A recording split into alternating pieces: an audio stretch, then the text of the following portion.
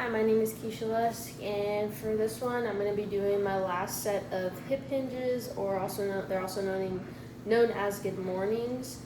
I'll be doing a set of 8.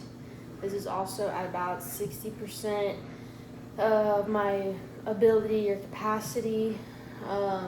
This one, same thing. You're just kind of focusing on form when you're going down, keeping a straight back. You should also be feeling the pull on the back of your hamstrings. So let's get into it.